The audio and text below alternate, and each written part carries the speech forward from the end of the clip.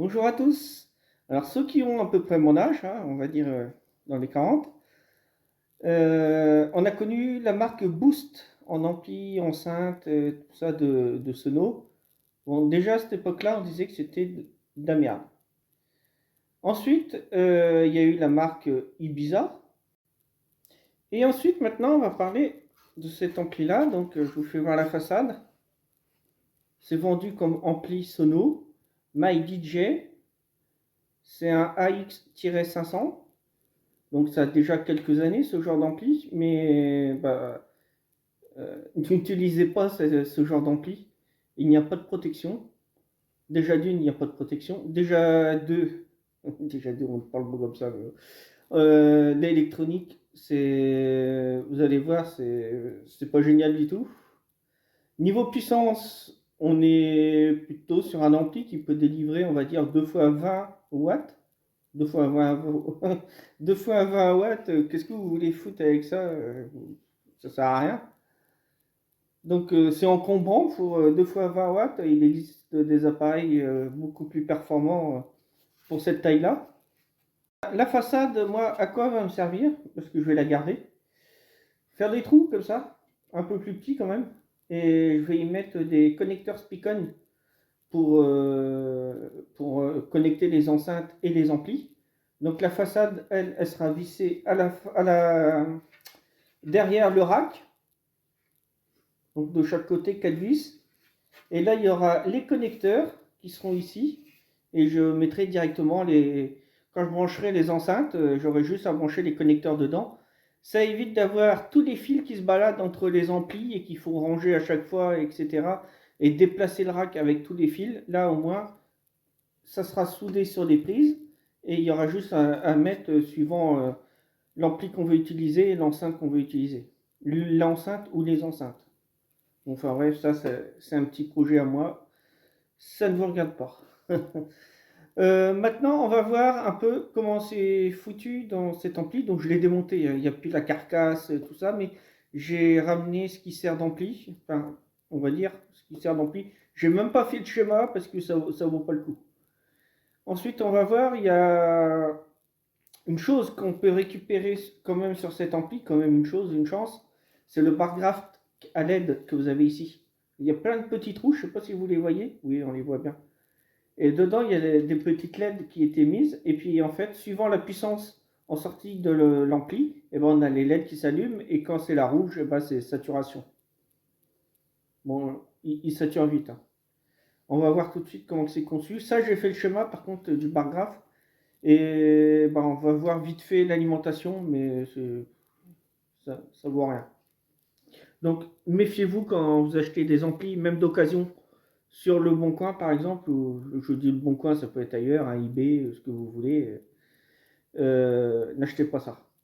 Vous allez cramer les enceintes, il n'y a pas de protection, vous allez envoyer une tension continue en sortie d'ampli, puis vous allez cramer les enceintes. Donc, c'est pas la peine. Puis pour 2 fois 20 watts, acheter, je sais pas, est-ce que ça existe encore, les postes CD pour voiture, hein, il y a plus de puissance que ça. Donc, c'est un exemple. Hein. Après, vous pouvez acheter toutes sortes d'amplis. Mais... Avant d'attaquer l'ampli, je vous fais voir, c'est un transistor de puissance. Donc ça, il est neuf. Hein. Il ressemble à, on va dire, il ressemble à un vrai. C'est écrit Toshiba. Bon, c'est un transistor que j'avais en stock. Je l'ai pris pour réparer un ampli. Et puis, bah, bizarrement, je me suis dit, tiens, je vais tester quand même sur mon appareil. Donc, je le mets dessus. Je ferme. Je le mets en route. Et vous allez voir ce qu'il écrit. Une diode. En fait, si ça vous fait ça, c'est que c'est un transistor qui est, on ne va pas dire défectueux, qui est une contrefaçon. Donc méfiez-vous quand vous achetez vos composants électroniques. Ce n'est pas parce que vous avez changé un composant, par exemple ça peut être un condensateur, ça peut être un transistor, un circuit intégré. Donc c'est pas parce que vous avez changé la pièce que forcément le problème vient d'ailleurs. Ça peut vraiment venir des composants que vous venez de mettre qui sont soi-disant neufs. Et en fait de contrefaçon. Alors, il y a aussi un gros souci, on les reconnaît facilement, j'en avais parlé déjà une fois, c'est les STK qu'on peut acheter alors sur eBay, sur tous les sites internet comme ça, et qui en fin de compte, il s'avère que ce sont des STK qui sont repeints en noir, on remet un marquage dessus, et en fin de compte, c'est pas du tout le STK qu'on achète. Souvent, ce sont des STK qui sont d'une référence en dessous à celle qui est inscrite sur le STK. Donc du coup, lorsque vous le mettez sur un ampli et que vous allumez, eh ben, ça crame parce que ça dépasse la tension max d'alimentation, par exemple. Ça dépasse la puissance qui est censée être délivrée par le STK. Ou alors, c'est tout simplement des fois de la contrefaçon et ils peignent dessus pour faire style en disant que c'est un bon STK. Et en fait, non. Donc méfiez-vous. Méfiez-vous. N'hésitez pas, même si c'est neuf, vous pouvez tester les composants avant de les souder. Ça évite de tout claquer à nouveau. Parce qu'après, il faut refaire à nouveau, on va dire, une recherche de panne avant de rechanger à nouveau les composants. Donc c'est double perte de temps en fait.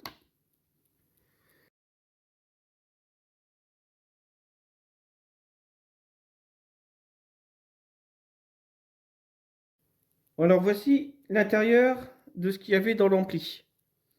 Donc n'ayez pas peur, hein, ça peut surprendre, ça peut faire peur, mais bon. Donc on a ce gros morceau déjà là. Donc on a sorti sur bornier qu'on visse et puis sorti sur des connecteurs Spicon, comme je vais utiliser sur ma façade avant. Donc si on peut les récupérer, ça peut servir, ça, ce qu'on a ici là. Donc ça j'enlève, hein, c'est sorti. L'ampli c'est ça, exactement. La carte, je fais un petit zoom, hein, je rapproche, ça c'est la carte. Soi-disant, il y a l'alimentation dessus qui est compris et il y a l'amplification. Et puis les transistors de puissance, donc c'est un tout petit dissipateur. Là, il va vous paraître grand parce que je l'ai rapproché de l'écran. Avec des transistors, c'est du 2SD 1273. Ouais, c'est des transistors on va dire, de puissance. Moi, j'appelle ça plutôt des transistors drivers. C'est plutôt pour alimenter ensuite des transistors de puissance, mais là, c'est ce qu'ils utilisent. Bon. Donc, je pense pas qu'il y ait pire au niveau amplification que ça. Donc, je ne vais même pas faire de schéma là-dessus, c'est pas la peine. L'alimentation classique. On a un petit pont de diode ici. Le pont de diode. On a deux condensateurs pour l'alimentation négative de 2200 microfarad, 35 volts chacun. Et on a deux autres condensateurs pour l'alimentation positive de 2200 microfarad, 35 volts. Donc c'est un peu l'équivalent du Ibiza, on va dire. Hein. C'est de la vraie sous-merde. Et on a une autre petite alimentation. Alors ici, vous voyez, il y a 4 diodes de redressement. C'est du AN4007. Et le petit condensateur ici de lissage. Là, ce que vous voyez, il y a des condensateurs qui sont verts. C'est du 100 nanofarad avec une petite résistance en série. Donc ça, c'est en fait le petit filtrage qu'on a en sortie d'ampli. Sur les amplis, sur tous les amplis, on a un petit filtrage sur la sortie et on utilise la résistance qui est connectée à la sortie ampli. Alors là, ici, c'est du 47 ohms, je crois. Non, c'est du 10 ohms qu'ils utilisent. Avec un condensateur de 100 nano en série, le tout relié ensuite au GND. Donc ça, c'est soi-disant les petits transistors drive. Bon, ça sert à rien de garder ça. Hein. Ce sont des transistors 9015, il y a du 2N5401, c'est vraiment du tout petit transistor de merdasse, on va dire. Donc nous, ce qui va nous intéresser ensuite, c'est cette carte-là. Le bar graph, vous voyez. Vous avez une LED rouge pour la saturation. En jaune, on commence à monter en puissance. Et puis le vert, c'est le début. Lorsque le son est pas très fort. Donc on a une voix de gauche, et on a une autre voix de droite. Ici, vous avez l'entrée audio. On arrive dans un potentiomètre pour le volume. Et ensuite, on ressort sur l'autre connecteur pour arriver sur cette carte d'amplification. Donc, on va s'intéresser à cette carte-là, pas les potentiomètres, hein, parce que potentiomètre, c'est, vous savez logiquement comment c'est branché dans un ampli, hein. C'est tout simple, hein. C'est une résistance qu'on fait varier suivant que l'on tourne dans un sens ou dans un autre. Il n'y a pas trop d'intérêt. Donc là, on va voir le bar graph que je vous ai fait sur une feuille, je me répète. On va voir la toute partie là, avec les 4 diodes et le condensateur de lissage. Et on va voir, juste ici, vous voyez, il y a 2 diodes de redressement, 2 petits condensateurs. Donc ça va nous intéresser aussi. On en a besoin pour ce montage. Donc j'enlève tout ça, on pousse, et je prends la feuille avec le schéma que j'ai refait avec une règle pour parler du bar graph. J'ai oublié de vous parler du transformateur de puissance. Donc c'est un tout petit transformateur de rien du tout, hein. Donc dessus c'est marqué primaire de 130 volts, d'accord, ça oui. Sur le secondaire, ici, on a 3 fils. Un bleu, un fil noir au milieu et un autre fil bleu. Donc fil noir, c'est le GND, c'est le point commun. En fait, on a 2 bobinages pour le secondaire pour avoir une tension d'alimentation plus VCC et moins VCC. Voilà, on voit le bobinage primaire de 130 volts. Ça, c'est l'isolation galvanique, hein. C'est parce que les bobinages ne se touchent pas. Il ne peut pas y avoir de courant qui va passer directement du 220 jusqu'ici, parce que sinon, ça serait vraiment très dangereux pour la personne qui utilise l'appareil, et puis pour l'électronique aussi. Ensuite, on a le fil bleu, le premier fil bleu que je vous ai parlé. Le fil noir, vous voyez que c'est 2 bobinages qui sont mis en série. Ce sont les 2 points milieu de nos 2 bobinages d'alimentation. Donc, entre fil noir et fil bleu, le premier fil bleu, j'ai 20 volts AC. Et entre mon fil noir, toujours le même, et l'autre fil bleu, le deuxième fil, eh ben, j'ai également 20 volts. Donc, j'ai un transformateur qui délivre 2 secondaires qui nous font 2 fois 20 volts AC. Ensuite, on a le pont de diode classique. On repère bien pour les diodes, c'est exactement 4 diodes qui sont dans un petit boîtier qui forment un pont de diode. Donc, on a la cathode avec le trait. Ça, c'est si on a un pont de diode qui est constitué. Alors, je reprends ma petite carte. Un petit pont de diode comme ça qui est constitué de. On a mis 4 diodes pour faire un pont de diode. Donc, vous voyez la petite bague grise là, ça, c'est la cathode. L'autre patte, c'est l'anode, ou que c'est noir. Et là-dedans, vous avez 4 diodes dans un boîtier qui font un pont de diode aussi. Donc, la cathode, c'est le trait gris que vous avez sur la diode. Et l'autre côté, bien sûr, c'est l'anode. Donc là, pour la tension négative, on a le moins qui est relié à notre tension négative, et on a le plus du condensateur qui est relié au GND, ce qui nous donne une tension négative. Donc si on a 20 volts, AC, on va obtenir, je dirais, je n'ai pas fait le calcul, mais on serait bien dans les moins 30 volts, et plus 30 volts pour l'autre alternance. Si je regarde à mon oscilloscope, en secondaire de mon bobinage du transformateur, je vais obtenir ça. Une belle sinusoïdale, j'ai réussi à le dire. Donc c'est exactement le même signal qu'on a sur le primaire du transformateur, sauf que la tension est abaissée. Ici, on a l'alternance positive, on est au-dessus de 0 volts. Donc le 0 volts, c'est le trait qu'on a ici. Et ce qui monte, c'est le temps. Donc suivant le temps, on fait du 50 Hz en fait. Donc là, je vais avoir l'alternance positive. L'alternance positive, là, je vais repasser par le 0 volt. Ici, je vais avoir l'alternance négative. Donc, moins, je suis en dessous de 0 volt en fait. Ici, alternance négative.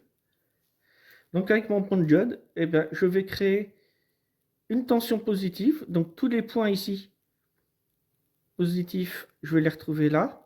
Donc là, c'est après un bon lissage avec les condensateurs. Et la tension négative, donc mes points de tension négative que j'ai ici sur ma sinusoïdale, je les retrouve ici, sur le -V. Tension négative, je suis en dessous de 0 volts. Ensuite, on a un autre secondaire. Un secondaire de 15 volts. Le 15 volts, on le retrouve ici, ce bobinage-là. Un bobinage de fils. C'est pour ça qu'on a 3 fils ici, puisqu'on a 2 bobinages qui sont reliés sur le fil noir du connecteur. Donc là, c'est 15 volts AC. On le redresse avec 4 petites diodes AN4007, suivi d'un condensateur ici de 220 microfarads, 25 volts. Et eux, ils branchent directement dessus le ventilateur. Donc en fait, quand on allume l'ampli, qu'on soit chaud ou froid au niveau de l'ampli, eh bien, le ventilateur va tourner toujours au même rythme. C'est un ventilateur de 12 volts. Et si on a 15 volts AC, on va obtenir à peu près, on va dire, 18-19 volts DC. Donc on va suralimenter notre ventilateur. Logiquement, on est plutôt aux alentours de 12 ou 13 volts sur un ventilateur. Et on va alimenter également le bargraft. Pour le bargraft, c'est bon. Et pour le ventilateur, ce n'est pas comme ça qu'on procède. Normalement, c'est suivant la température thermique de l'ampli qu'on va faire aller le ventilateur plus vite ou moins fort, ou moins vite. Et hop, maintenant on prend le schéma. Alors, ce que je vous disais, le redressement avec 4 diodes AN4007. Donc le moins ici, on l'a mis au GND. On a le condensateur de lissage, le 220 microfarads 25 volts. J'ai mis un petit M parce qu'un ventilateur, c'est tout simplement un moteur DC, un moteur continu. Dans notre cas, c'est du ventilateur DC 12 volts. Donc directement sur le 18 volts. Donc vous voyez bien que là, c'est pas très logique. On n'utilise pas cette technique-là. Ensuite, ça c'est le bargraft. Est-ce que je vais zoomer un petit peu pour vous faire voir un peu mieux?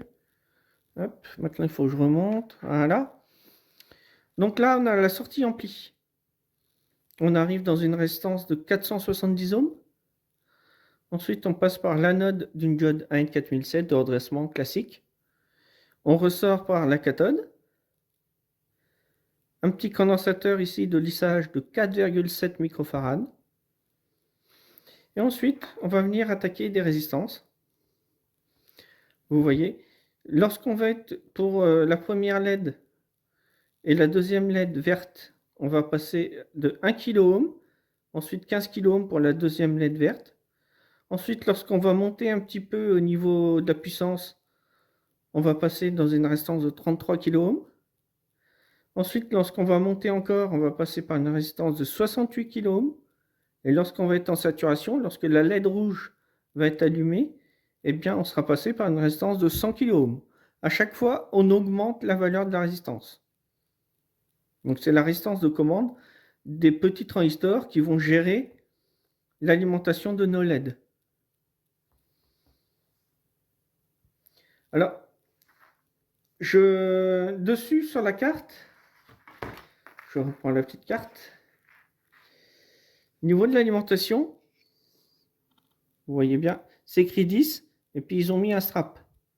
Donc, si vous utilisez ce genre de petit montage, de bargraft, ce que je vous conseille, c'est d'enlever le petit strap là et d'y placer une résistance de 10 ohms.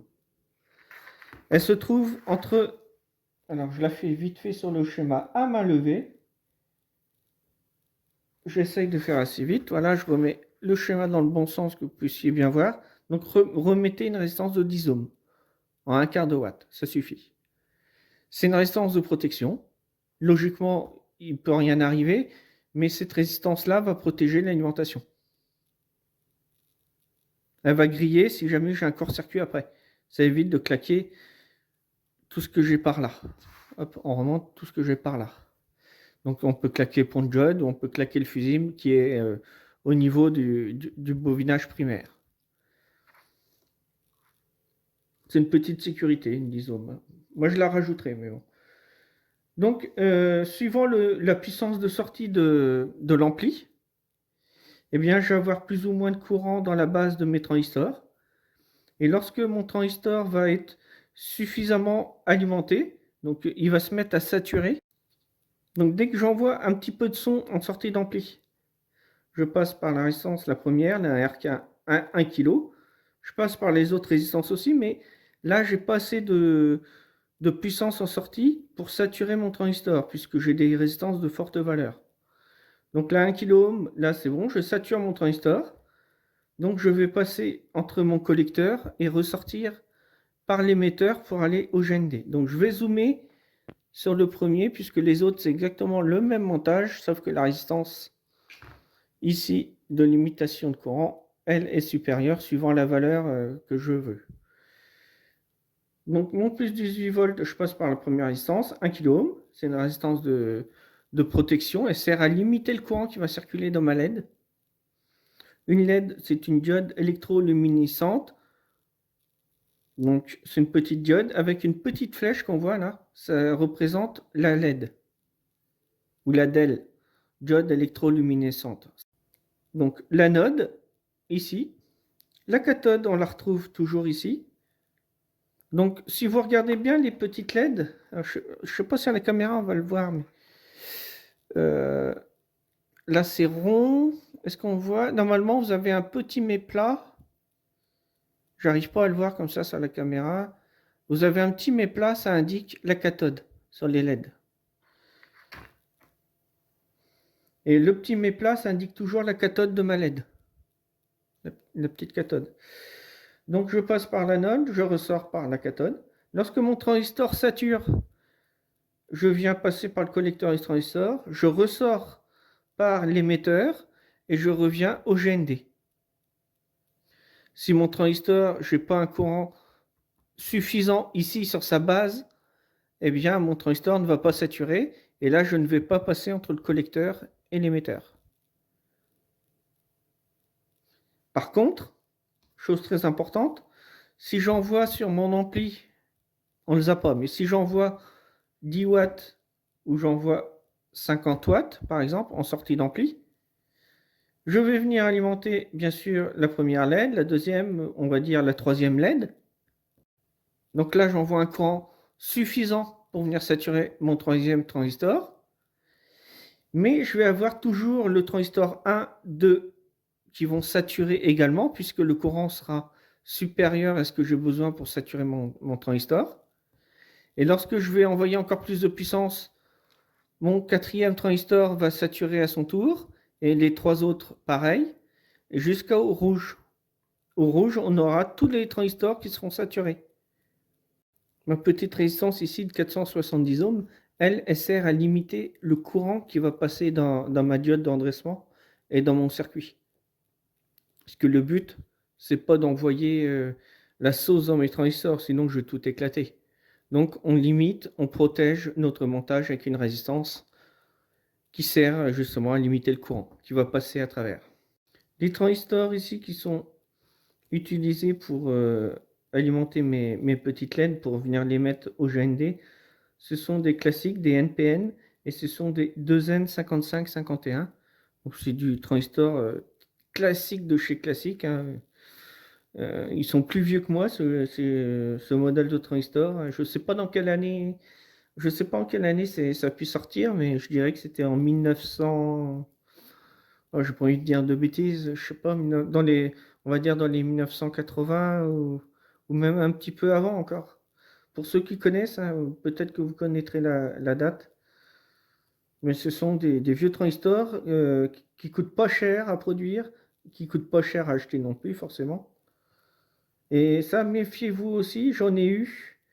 C'est des neufs et c'était des transistors qui étaient de contrefaçon.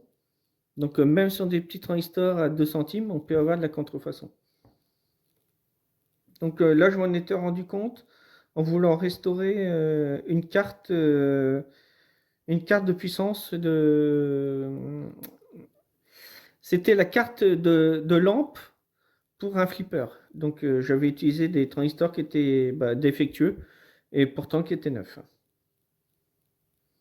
C'était de la contrefaçon. Donc méfiez-vous sur tous les composants. Très important. Voilà, là, j'ai rajouté la valeur du condensateur parce que je me suis rendu compte que j'avais mis le condensateur ici. Et pas sa valeur, c'est un 47 microfarad. Il sert de filtrage.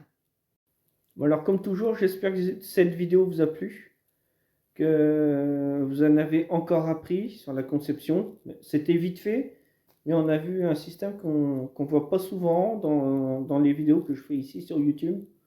Et c'est un montage que vous pouvez réutiliser pour toutes sortes d'amplis que vous voulez concevoir. Ça peut être pour une enceinte amplifiée, ça peut être pour un ampli que vous installez dans un boîtier, ce que vous voulez. Il suffit juste après d'adapter les résistances qui vont être avant la base du transistor. Donc par exemple, la première, au lieu de 1 kΩ, on peut taper directement dans 10 kΩ par exemple. Ensuite, la deuxième, on peut mettre 20 kΩ ou on peut monter à 47 kΩ. Ça dépendra de la puissance que vous aurez en sortie de votre ampli, quoi. Si votre ampli il sort 1000 watts, on ne va pas utiliser les mêmes puissances de résistance. On ne va pas être à 10 kΩ pour la première. On sera par exemple, on va dire à la 47 kΩ pour la première. Ensuite, on va monter à 150 kΩ, 220 kΩ par exemple. Après, c'est à vous d'adapter. On peut utiliser des petits ajustables. Donc, c'est des résistances variables qu'on ajuste avec un petit tournevis. Et on ajuste suivant la puissance qu'on a. On ajuste la résistance qui vient commander la base de notre transistor. Donc, au lieu de ça, au lieu d'une résistance fixe, on peut mettre une résistance variable, un ajustable. Voilà. Si vous avez aimé, le pouce, comme d'habitude. Si vous avez des questions, surtout n'hésitez pas. Vous avez sous la vidéo, il y a de quoi noter. Si vous avez des questions, il ne faut pas hésiter, d'ordre électronique.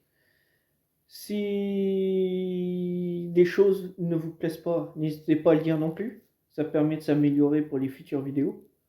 Des choses des fois que je ne parle pas dans ma vidéo qui seraient utiles à dire, donc ça n'hésitez pas non plus à le dire. Donc voilà, petit commentaire. Qu'est-ce que j'oublie? Le forum d'aide au dépannage électronique. Donc c'est un forum qui est gratuit. Donc il est gratuit. Si vous avez des questions sur une panne sur un appareil, si vous voulez concevoir un petit ampli, mais vous butez dans le choix des composants. Si vous voulez remplacer un transistor ou chercher un équivalent, n'hésitez pas à poser la question. Il y a Jean-Philippe qui est souvent sur le forum, il est plus présent que moi. Moi, j'ai pas trop le temps, tout le temps de venir régulièrement parce que j'ai des soins et tout ça, voilà. Maintenant, vous commencez à le savoir. Mais on essaye de répondre le plus rapidement possible. Des fois, c'est vrai que je viens le soir en général. Donc, mais j'essaye de répondre à tout le monde par contre. Donc voilà. Je vous dis maintenant à la prochaine pour une future vidéo. Soyez sages. Allez, salut. Bon courage à tous.